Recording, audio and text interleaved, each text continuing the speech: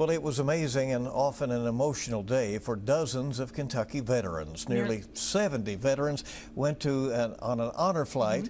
It was a free one, a one-day trip to Washington, D.C. It's really incredible. It started about 20 years ago to ensure that our veterans had a way to see the memorials built for them. WKYT's Phil Pendleton tagged along Saturday and has their stories. One of the best days of your life. It is a day that many have wished and waited for. There's no words for it. I never thought I'd get to see anything like this. It was 5 o'clock Saturday morning, quiet and dark outside. But inside Bluegrass Airport, there was excitement and anticipation. Remembrance is the big thing for me. Remembrance of those who made the ultimate sacrifice so that we can make this flight. The sun was rising as 68 veterans took off, wheels up for Washington, en route to a day full of honor, respect, and memories. Went in Marine Corps when I was about 16 years old, just about turned 17 back in 1972. 2 women were on this year's flight, and both were honored at the Women's Memorial at Arlington. It's been almost 5 decades since many of these people have served, yet emotions run thick in moments like these. I just wish they'd been there for the men.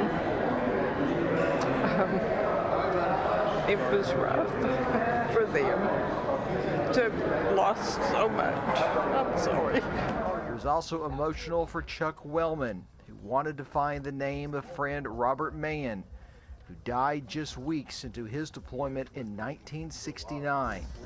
For him, the silence of this moment says more than words ever could. Right on the money, look at that.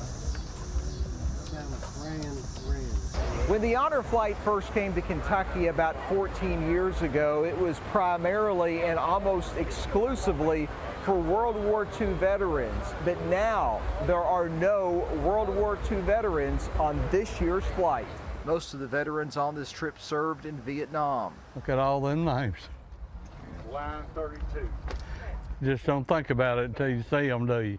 Vietnam veterans paused and reflected at the World War II Memorial, which at one time was the longest stop during the honor flight trip. And that was the actual purpose of an Honor Flight Network.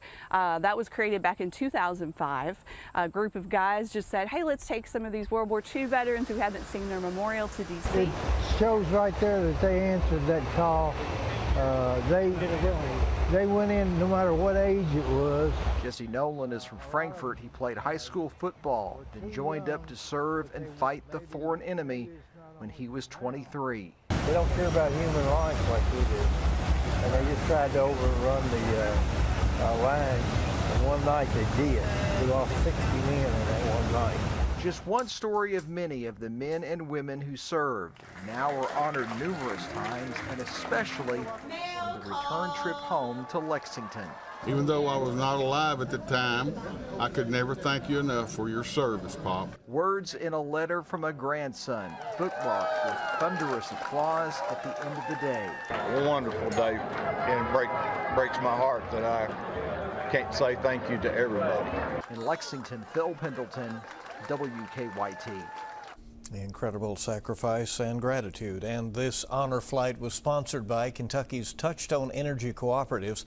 Veterans who make the trip need to visit honorflightky.org, and we have a link on WKYT.com. There is a waiting list because of how popular those trips are.